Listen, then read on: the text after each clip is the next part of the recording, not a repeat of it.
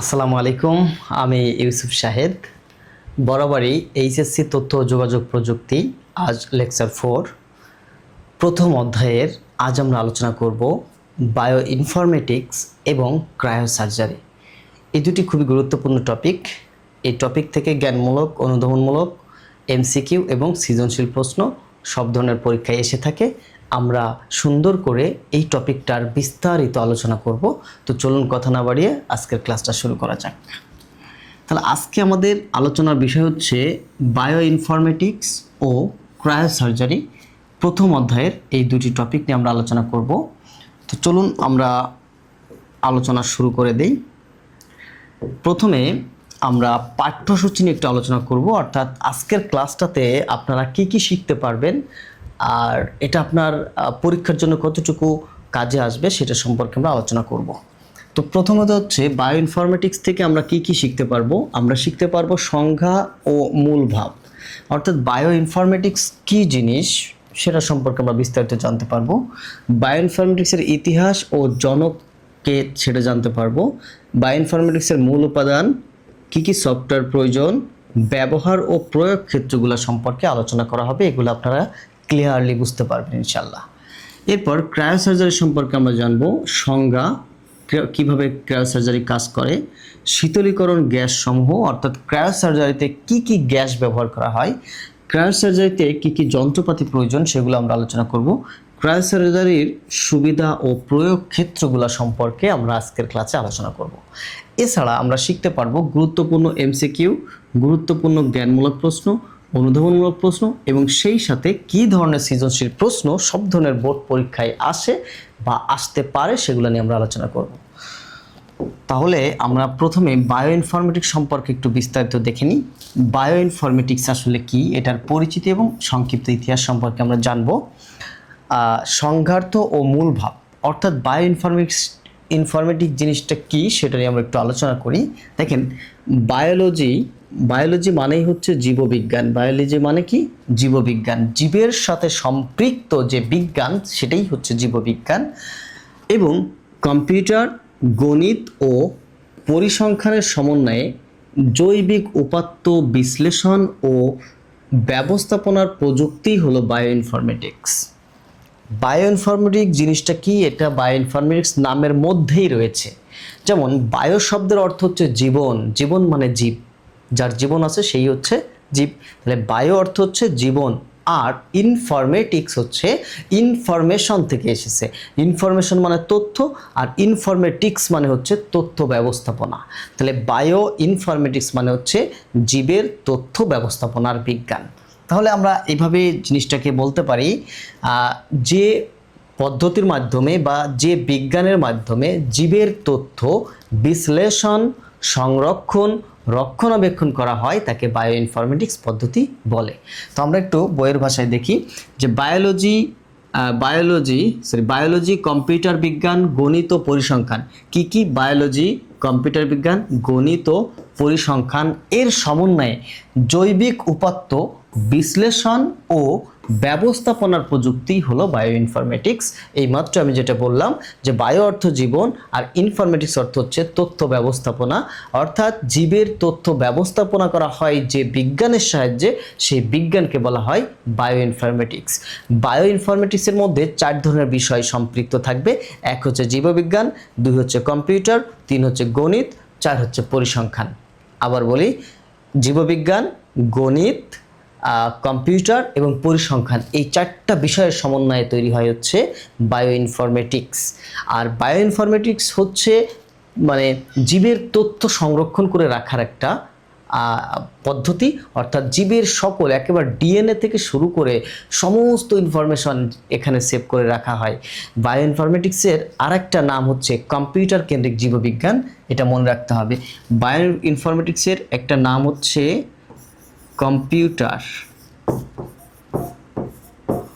Computer কেন্দ্রিক জীববিজ্ঞান। এটা কিন্তু পরীক্ষা আসে, মনে রাখবেন।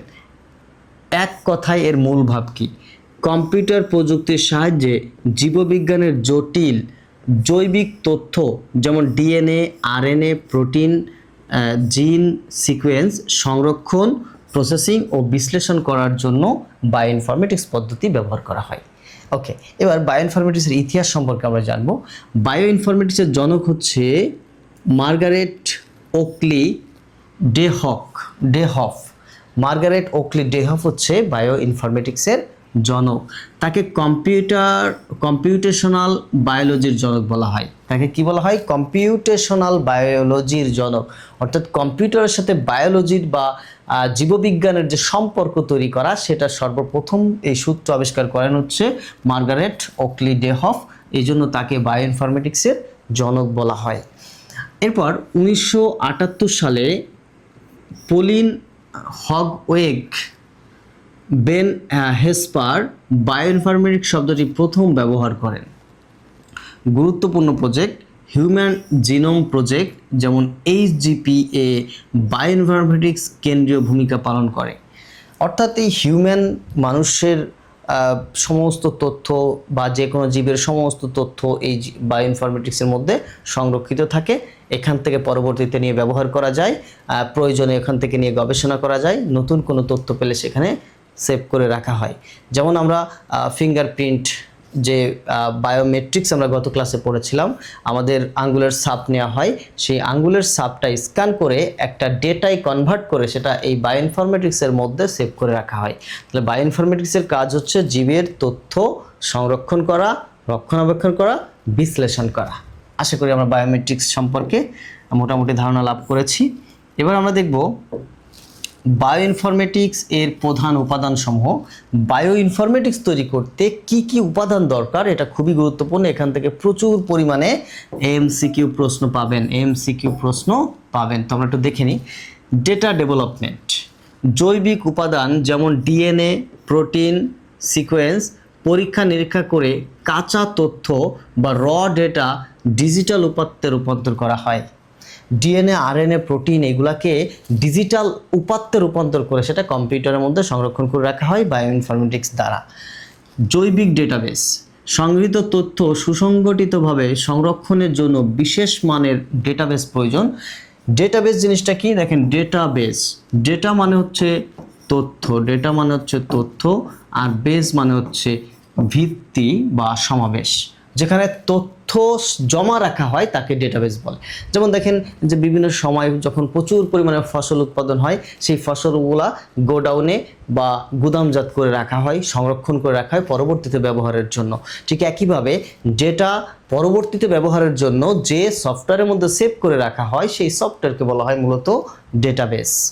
ওকে, উল্লেখযোগ্য ডেটাবেসগুলোর মধ্যে রয়েছে জেন ব্যাংক, তারপর হচ্ছে পিডিবি, তারপর EMBL। এগুলো হচ্ছে মূলত বায়োইনফরমেটিক্সে ব্যবহৃত ডেটাবেস। আর ডেটাবেস অনেক ধরনের আছে। যেমন যাকে বলা হচ্ছে মাইক্রোসফট অ্যাক্সেস নামক একটা ডেটাবেস আছে, যেটা অফলাইনে ডেটা সংরক্ষণের জন্য ব্যবহার করা হয়। আবার অনলাইনে ডেটা সংরক্ষণের জন্য ব্যবহার করা হয় SQL, সেখানে ব্যবহার করা হয় MySQL, সেখানে ডিবেস, এরকম অনেক ধরনের ডেটাবেস রয়েছে, ঠিক আছে, যেখানে প্রচুর তথ্য সংরক্ষণ করে রাখা হয়। এরপর প্রয়োজন হচ্ছে সফটওয়্যার ও টুলস। ডেটাবেসের তথ্য বিশ্লেষণ, সিকোয়েন্স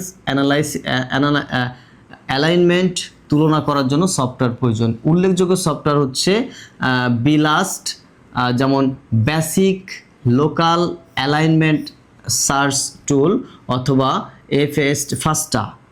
তারপরে হচ্ছে ক্লাস্টাল, ওমেগা এবং রাসমল। এগুলা হচ্ছে এই বায়োইনফরমেটিক্সের জন্য ব্যবহৃত সফটওয়্যার টুলস।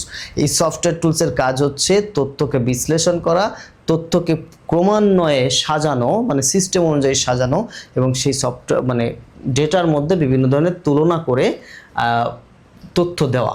এটা হচ্ছে বায়োইনফরমেটিক্সে ব্যবহৃত সফটওয়্যার টুলসের কাজ। এরপর আমরা জানবো বায়োইনফরমেটিক্সে ব্যবহার ও প্রয়োগ ক্ষেত্রগুলা, অর্থাৎ বায়োইনফরমেটিক্স আসলে কি কাজে ব্যবহার করা হয়। এখানে আমরা একটা চিত্র দেখতে পাচ্ছি, এই চিত্রগুলা কি কি কাজে লাগে সেগুলো সম্পর্কে আমরা একটু জানবো। আমরা একটু দেখি। আচ্ছা, জিনোম সিকোয়েন্স হচ্ছে ডিএনএ, আরএনএ এবং আরএনএর গঠন এবং সিকোয়েন্স নির্ধারণ করে। অর্থাৎ ডিএনএ মানবদেহের মানে অতি ক্ষুদ্র একটা বিষয়। আচ্ছা, ডিএনএটা কতটা ক্ষুদ্র সেটা সম্পর্কে একটা ধারণা দিই। দেখেন, মানব দেহের সব থেকে ক্ষুদ্রতম অংশকে বলা হয় কোষ। মানে ক্ষুদ্রতম একককে বলা হয় কোষ। যেমন আমরা সময়ের একক হিসেবে জানি সেকেন্ড, কারণ সেকেন্ড হচ্ছে ঘড়ির মধ্যে সব থেকে ছোট, তার থেকে বড় মিনিট, তার থেকে বড় ঘন্টা, তার থেকে বড় দিন, তার থেকে বড় সপ্তাহ, তার থেকে বড় মাস, তার থেকে বড় বছর, এইভাবে চলতে থাকে, তাই না? তো এই সময়ের একক বলা হয় কাকে? সেকেন্ডকে, কারণ সেকেন্ডকে সব থেকে ছোট ধরা হয়। ঠিক একইভাবে কোনো প্রাণী বা উদ্ভিদের দেহের সব থেকে ক্ষুদ্রতম অংশ ধরা হয় কোষ। অসংখ্য কোষ দ্বারা একটা প্রাণী দেহ বা উদ্ভিদ দেহ গঠিত হয়। মনে রাখবেন, এই কোষ কিন্তু খালি চোখে দেখা যায় না, কত ক্ষুদ্র এটা। এই কোষের ভিতরে থাকে নিউক্লিয়াস, তাহলে নিউক্লিয়াস কি খালি চোখে দেখা যাবে? যাবে না। নিউক্লিয়াসের ভিতরে থাকে ক্রোমোজোম, তাকে কি দেখা যাবে? যাবে না। ক্রোমোজোমের ভিতরে থাকে ডিএনএ এবং আরএনএ সহ কিছু প্রোটিন, সেগুলো কি দেখা যাবে? যাবে না। এই ডিএনএর কিছু অংশকে বা ডিএনএর ভিতরে থাকে জিন বা জিনোম, এটাকে খালি চোখে দেখা যাবে? যাবে না। এই বিষয়গুলো নিয়ে কাজ করে বা এই ধাপে ধাপে তথ্য সাজায় রাখা হচ্ছে বায়োইনফরমেটিক্সের কাজ। তারপর হচ্ছে ওষুধ ডিজাইন করা। দেখেন, কম্পিউটারে ড্রাগ মডেলিং করে নতুন ওষুধ কম সময়ে ও কম খরচে উদ্ভাবন করা যায় বায়ো ইনফরমেটিক্সের দ্বারা, কারণ বায়ো ইনফরমেটিক্স তো গবেষণাই করে জীবের তথ্য নিয়ে, তাই না? ওকে, ক্যান্সার গবেষণা। ক্যান্সার সৃষ্টিকারী জিন শনাক্তকরণ ও পার্সোনালাইজড মেডিসিন তৈরি করা হয় জেনেটিক ইঞ্জিনিয়ারিংয়ের মাধ্যমে।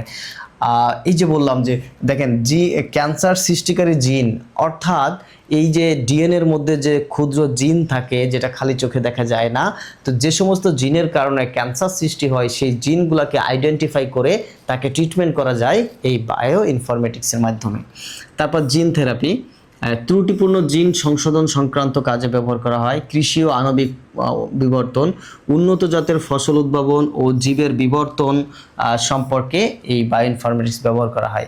এখানে যে চিত্রটা আমরা দেখতে পাচ্ছি, এই এইগুলাকে বলা হয় ডিজিটাল ডেটা। এগুলো হচ্ছে ডিজিটাল ডেটা, অর্থাৎ আমাদের আঙুলের ছাপকে প্রথমে এরকম একটা ডিজিটাল ডেটায় রূপান্তর করে। সেই ডিজিটাল ডেটার একটা মানে কি বলে এটাকে, ওয়েভ বলে, তরঙ্গ বলে, এটাকে বলা হচ্ছে তরঙ্গে রূপান্তর করা হয়, করে এইভাবে ডেটাগুলোকে কম্পিউটারের মধ্যে সেভ করে রাখা হয়।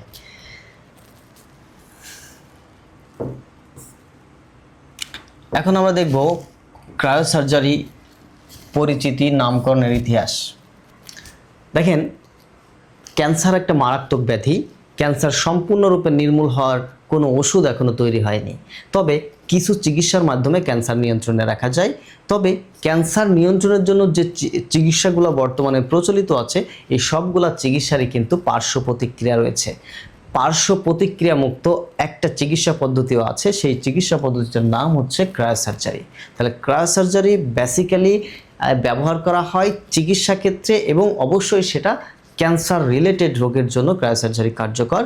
ক্রায়োসার্জারিতে কোনো পার্শ্ব প্রতিক্রিয়া নেই। ক্রায়োসার্জারিতে কোনো রোগীর পূর্ব প্রস্তুতির দরকার হয় না। এগুলা বহু বছর আগে থেকে ক্রায়োসার্জারি প্রথা প্রচলিত। চলুন আমরা বিস্তারিত দেখি। আচ্ছা, ক্রায়োসার্জারির সংজ্ঞা কি? অতি নিম্ন তাপমাত্রা প্রয়োগ করে শরীরের রোগাক্রান্ত, অস্বাভাবিক, ক্ষতিকর টিস্যু বা কোষকে হিমায়িত করে ধ্বংস করার চিকিৎসা পদ্ধতি হলো ক্রায়োসার্জারি। মনে রাখতে হবে, ক্রায়ো শব্দের অর্থ, ক্রায়ো শব্দের অর্থ হচ্ছে খুব শীতল, খুব ঠান্ডা, খুব ঠান্ডা বা শীতল। আর সার্জারির অর্থ কি? সার্জারি অর্থ কি? সার্জারির অর্থ হচ্ছে অস্ত্রোপচার বা অপারেশন, অস্ত্রোপচার। আচ্ছা, আমরা অপারেশন নামে চিনি, তাই না? তাহলে ক্রায়ো মানে হচ্ছে খুব ঠান্ডা, সার্জারি মানে অস্ত্রোপচার বা অপারেশন, অর্থাৎ ঠান্ডা কোনো কিছু প্রয়োগ করে অপারেশন করার কথা বলা হচ্ছে। তো এখানে কি লেখা আছে? অতি নিম্ন তাপমাত্রা প্রয়োগ করে শরীরের রোগাক্রান্ত, ক্ষতিকারক এবং ক্যান্সার আক্রান্ত অস্বাভাবিক কোষ বা টিস্যুকে ধ্বংস করার পদ্ধতিকে বলা হয় ক্রায়োসার্জারি। এক্ষেত্রে কি করা হয়? শরীরের যে অংশে ক্যান্সার হয় সেই অংশের যে কোষগুলো আক্রান্ত সেই কোষগুলোর উপর তরল নাইট্রোজেন ঠান্ডা করে স্প্রে করা হয়। ফলে কি হয়, সাময়িকভাবে ওখানে রক্ত চলাচল বন্ধ হয়ে যায়। আর রক্ত চলাচল যদি কোনো কোষের মধ্য দিয়ে না করে তাহলে সেই কোষ সেখানে কি হবে, মারা যাবে। কারণ আমরা জানি যে প্রতিটা কোষের মধ্য দিয়ে রক্ত চলাচল করে, আর কোষের ভিতরে যখন রক্ত না যাবে তখন সেই কোষগুলো অকেজো হয়ে যাবে। তো ক্রায়োসার্জারি প্রয়োগ করা হয় কীভাবে, ক্যান্সার আক্রান্ত টিস্যুগুলোকে শনাক্ত করা হয়, ঠিক সেই জায়গায় স্প্রে ডিভাইসের মাধ্যমে তরল নাইট্রোজেন স্প্রে করা হয়। ফলে কি হয়, ওই জায়গাটা সাময়িকভাবে অবশ হয়ে যায় এবং ওর ভিতরে কোনো রক্ত চলাচল করে না, ওই কোষগুলা ধীরে ধীরে নষ্ট হয়ে যায়। ওকে, শব্দগত উৎপত্তি। গ্রিক শব্দ ক্রায়ো অর্থ হচ্ছে বরফের মতো ঠান্ডা এবং সার্জারি অর্থ হচ্ছে শল্য চিকিৎসক বা অপারেশন থেকে ক্রায়োসার্জারি শব্দটির উৎপত্তি হয়েছে। তাহলে আমরা জানলাম যে ক্রায়োসার্জারি হচ্ছে ক্যান্সার রোগের একটি চিকিৎসা। এটা শীতল তাপমাত্রায় নাইট্রোজেন প্রয়োগ করে ক্যান্সার আক্রান্ত টিস্যুগুলোকে বা অবাঞ্ছিত টিস্যুগুলোকে বা অস্বাভাবিক টিস্যুগুলোকে ধ্বংস করার পদ্ধতির নাম হচ্ছে ক্রায়োসার্জারি। এবার ক্রায়োসার্জারির ইতিহাস সম্পর্কে জানবো। ডক্টর জেমস অর্নট তিনি 1854 সালে লবণ ও বরফের মিশ্রণ দিয়ে টিউমার চিকিৎসার মাধ্যমে এই চিকিৎসার সূচনা হয়। তাহলে চিন্তা করেন, ক্রায়োসার্জারি হচ্ছে 1845 সালে থেকে এই চিকিৎসা পদ্ধতি প্রচলিত হয়ে আসছে। কিন্তু ক্রায়োসার্জারি তার আরও বহু বছর আগেও কিন্তু মানুষ এটার মাধ্যমে চিকিৎসা করত। আচ্ছা, প্রধান উদ্দেশ্য হচ্ছে সুস্থ কোষ রক্ষা করে কেবল রোগাক্রান্ত কোষ বরফ শীতল গ্যাসে জমিয়ে মারা এবং অপসারণ করা। এটি একটি রক্তপাতহীন ও সেলাইহীন আধুনিক চিকিৎসা পদ্ধতি। একটু আগে বলেছিলাম যে কোনো ধরনের রক্তপাত হয় না, কোনো ধরনের সেলাই কাটাছেঁড়া করার দরকার হয় না, এটি একটি আধুনিক চিকিৎসা পদ্ধতি।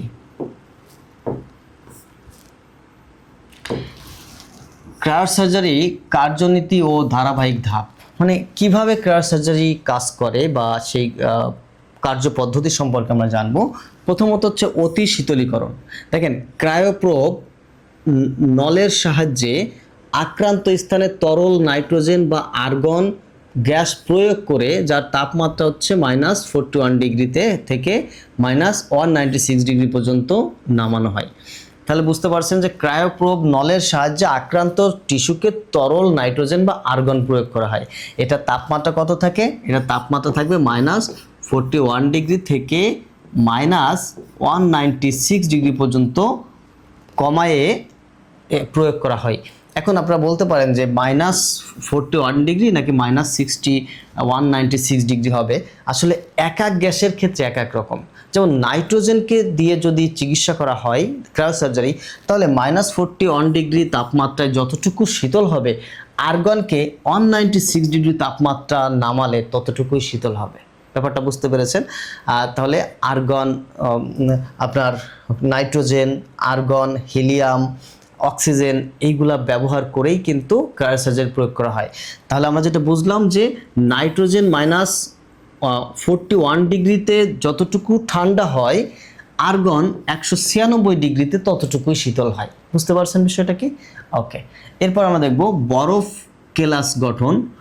অত্যাধিক ঠান্ডায় আক্রান্ত কোষের ভেতরে বরফের ক্রিস্টাল বা কেলাস জমাট বাঁধে, ফলে রক্ত সরবরাহ বন্ধ হয় এবং কোষীয় ক্রিয়াকলাপ স্তব্ধ হয়ে যায়। একটু আগেই আমি যেটা বলেছিলাম যে রক্ত চলাচল বন্ধ হয়ে যায়, ফলে কোষগুলা অটোমেটিক্যালি ধ্বংস হয়ে যায়। এবার উত্তপ্তকরণ ও ধ্বংস। হিলিয়াম গ্যাস প্রয়োগ করে স্থানটির তাপমাত্রা বাড়ানো হয়, জমাট টিস্যু ফেটে ধ্বংস হয়ে যায় এবং কিছুদিন পর মৃত ত্বক ঝরে পড়ে। তার মানে শুধু যে তরল প্রয়োগ করলেই হবে না, ওই তরল প্রয়োগ করার পর যখন জমাট বেঁধে যায় ওই জায়গাটা বা ওই টিস্যুগুলা, তখন আবার ধীরে ধীরে তাপমাত্রা বাড়ানো হয়। বাড়ানোর ফলে কি হয়, তখন ওই টিস্যুগুলা ফেটে যায়। ফেটে গেলে ধীরে ধীরে কিছুদিন পর ওখানে মানে ঝরে ঝরে পড়ে যায়। যেমন চামড়া মরে, আমরা জানি যে চামড়া হয়ে যায়, এভাবে পড়ে যায়। ওকে, তাহলে আমরা ক্রায়োসার্জারি সম্পর্কে জানলাম। এখন আমরা দেখব যে উপাদান, যন্ত্রপাতি এবং সুবিধাসমূহ। ক্রায়োসার্জারিতে কি কি উপাদান, শীতলীকরণ উপাদানগুলো এবং যন্ত্রপাতি। তরল নাইট্রোজেন ব্যবহার করা হয়, আর্গন ব্যবহার করা হয়, আর তারপর হিলিয়াম গ্যাস ব্যবহার করা হয়, ডাইমিথাইল ইথার প্রোপেন ব্যবহার করা হয়। এই 4 ধরনের গ্যাস বিশেষ করে ক্রায়োসার্জারিতে ব্যবহার করা হয়। এর যে যন্ত্রপাতিগুলো প্রয়োজন সেগুলো হচ্ছে ক্রায়োপ্রোব, মানে ওই যে ইনজেকশনের যে সুচগুলো আছে না, ওইরকম এক ধরনের নল যা দ্বারা স্প্রে করা হয়। তারপর হচ্ছে থার্মোকাপল, তাপমাত্রা মাপার জন্য যে বিষয়টা থাকে সেটাকে থার্মোকাপল বলে। এবং এমআরআই, সিটি, আল্ট্রাসাউন্ড আক্রান্ত স্থান শনাক্তকরণে ব্যবহার করা হয়। খুবই সিম্পল একটা ব্যাপার, যে আসলে কোন জায়গাটা বা কোন টিস্যুগুলো আক্রান্ত সেটা শনাক্ত করার জন্য এমআরআই করতে হয়, অথবা সিটি স্ক্যান করতে হয়, অথবা আলট্রাসোনোগ্রাফি করতে হয়। করলে নির্দিষ্ট ত্বকগুলোকে খুঁজে পাওয়া যায় যে এগুলো আক্রান্ত হয়েছে। এরপর সেখানে এই ক্রায়োপ্রোব দ্বারা তরল নাইট্রোজেন স্প্রে করা হয়। তারপর থার্মোকাপল দ্বারা সেই তরল নাইট্রোজেনটাকে মাপা হয় যে কত ডিগ্রি তাপমাত্রায় এটা প্রয়োগ করা হচ্ছে বা কত ডিগ্রি তাপমাত্রা হয়েছে। জাস্ট এতগুলো এই জিনিসপত্রগুলো দরকার। তাহলে এই স্লাইডটা খুবই গুরুত্বপূর্ণ। তরল nitrogen, argon gas, helium gas, dimethyl ether ও প্রোপেন এগুলো ব্যবহার করা হয় ক্রায়োসার্জারির জন্য। কি কি যন্ত্রপাতি ব্যবহার করা হয়? Cryoprobe, thermocouple, MRI, CT scan, ultrasound এগুলো ব্যবহার করা হয়। কটন বাড ব্যবহার করা হয়, যে কান খোঁচানোর জন্য যে কটন বাড, ওগুলো মশা পরিষ্কার করার জন্য ব্যবহার করা হয়। আচ্ছা, প্রধান চিকিৎসা ক্ষেত্র এবং সুবিধাসমূহ। চিকিৎসা: ত্বকের cancer, prostate cancer, liver tumour, ত্বকের আঁচিল, চোখের ছানি, এইগুলা এই চিকিৎসার জন্য ক্রায়োসার্জারি বেশ কার্যকর। অর্থাৎ এই ধরনের চিকিৎসার ক্ষেত্রে বিশেষ করে স্কিনের উপরে যে ডিজিজগুলো হয়, স্কিনের উপরে টিউমার হয়, স্কিনের উপরে অবাঞ্ছিত লোম থাকে, ক্ষত থাকে, গর্ত থাকে, তারপরে এই ধরনের ক্যান্সার বা ক্যান্সার হয়নি, হতে পারে, এরকম বিষয়গুলো চিকিৎসা করার জন্য ক্রায়োসার্জারি বেশ কার্যকর। সুবিধা কি? এটি সম্পূর্ণ রক্তপাতহীন ও ব্যথাহীনভাবে করা যায়। শরীরে কোথাও কাটা ছেঁড়া বা সেলাইয়ের প্রয়োজন হয় না। হাসপাতালে বেশি দিন থাকতে হয় না, দ্রুত সুস্থ হয়ে যায়। তাহলে নিশ্চয়ই আমরা ক্রায়োসার্জারি সম্পর্কে ডিটেলস আলোচনা করে ফেলেছি, আপনারা বুঝতে পেরেছেন। এবার আমরা সামনের দিকে দেখি কি আছে। এখন আমরা অনুশীলনী বহু নির্বাচনী প্রশ্ন সম্পর্কে একটু জানবো। বহু নির্বাচনী প্রশ্নগুলো একটু ভিন্নভাবে রেখেছি আমি, অপশন না দিয়ে। নাম্বার 1, জেন ব্যাংক পরিচালনা করে কোন প্রতিষ্ঠান? National centre of biotechnology information, এগুলো দরকার না এটা। আচ্ছা, ক্রায়োসার্জারিতে থাউইং বা উত্তপ্তকরণের জন্য কোন গ্যাস ব্যবহার করা হয় সেটা একটু আমরা জানলাম যে হিলিয়াম গ্যাস ব্যবহার করা হয়। কম্পিউটেশনাল বায়োলজি বা বায়োইনফরমেটিক্সের জনককে? Margaret Oakley Dayhoff. আচ্ছা, ক্রায়োসার্জারিতে তরল নাইট্রোজেনের তাপমাত্রা কত থাকে? 196 ডিগ্রি থেকে 196 ডিগ্রি। আচ্ছা, ডিএনএ সিকোয়েন্স অ্যালাইনমেন্ট বিখ্যাত বায়োইনফরমেটিক্স সফটওয়্যার কোনটি? সেটা হচ্ছে বিলাস্ট হচ্ছে বায়োইনফরমেটিক্সের জন্য সবথেকে বেশি ব্যবহৃত সফটওয়্যার। ওকে,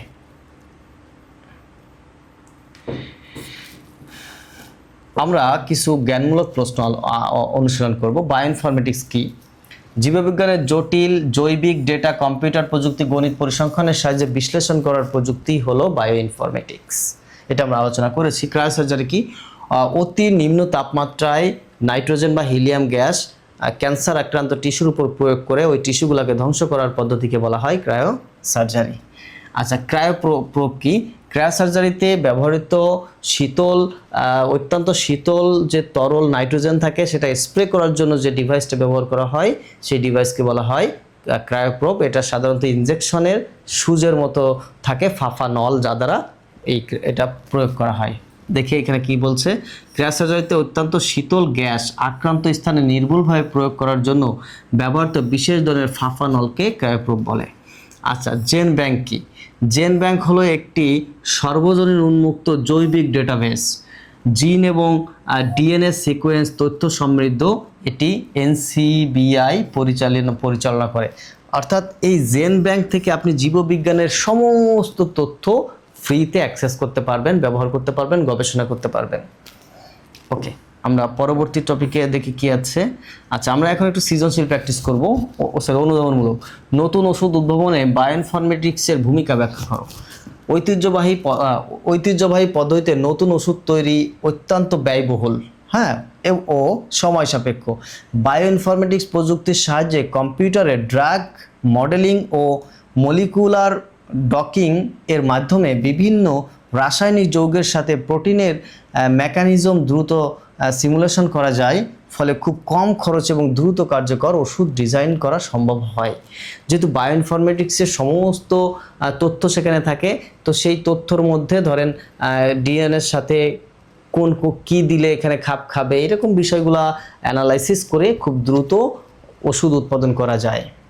তারপরে ক্রায়োসার্জারিতে টিস্যু বিনষ্ট করার প্রক্রিয়া বুঝিয়ে বলে, একটু আগে যেটা বললাম যে ক্রায়োসার্জারিতে ক্রায়োপ্রোব নলের মাধ্যমে তরল নাইট্রোজেন বা আর্গন প্রয়োগ করে আক্রান্ত স্থানে তাপমাত্রা অতি দ্রুত কমিয়ে আনা হয়। এতে কোষের ভেতরে পানি জমে বরফ জমে যায় এবং রক্ত সংবহন বা রক্ত চলাচল বন্ধ হয়ে যায়, কোষগুলো মারা যায়। পরবর্তীতে হিলিয়াম দিয়ে উত্তপ্ত করলে ওই মৃত কোষগুলো ধীরে ধীরে ঝরে পড়ে।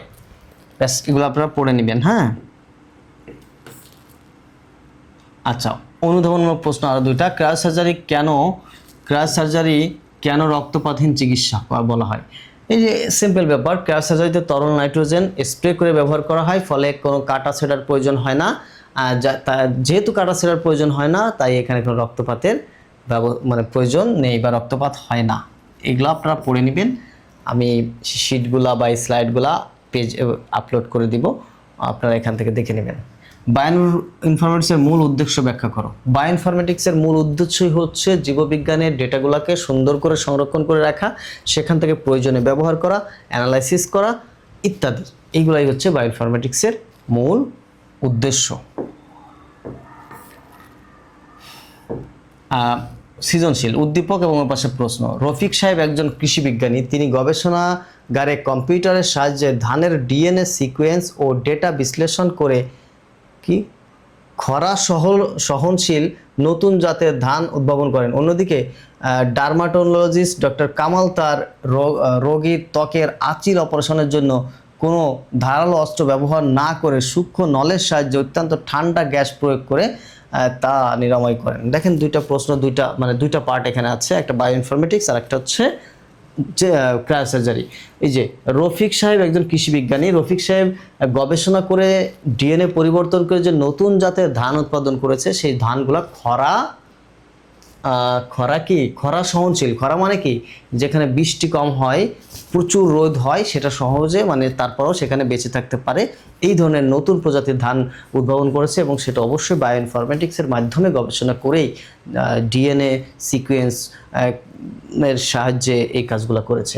পরবর্তীতে এখানে বলা হচ্ছে ডক্টর কামাল তার রোগীদের অপারেশন করার জন্য কাটা ছেঁড়ার কোনো প্রয়োজন নেই, এক ধরনের নল প্রয়োগ করে তরল কোনো বস্তু নাইট্রোজেন প্রয়োগ করে অপারেশন করে, ফলে এই যে রোগ নিরাময় করলেন।